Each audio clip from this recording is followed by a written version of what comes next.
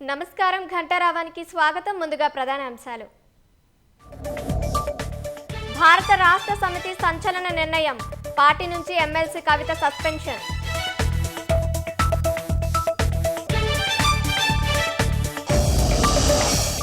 కవిత party వ్యతిరేక కార్యకలాపాలకు పాల్పడుతోందన్న BRS, MLC తీరు పార్టీకి నష్టం కలిగిస్తోందని అధిష్టానం ప్రకటన.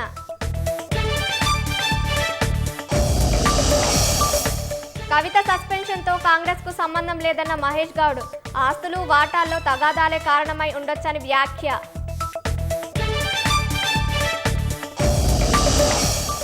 కాళేశ్వరం 3 పిల్లర్లు కూలితే బీఆర్ఎస్ 3 ముక్కలైంది. అవినీతి పరులకు బీజేపీలో చోటు లేదన్న ఎంపీ లక్ష్మణ్.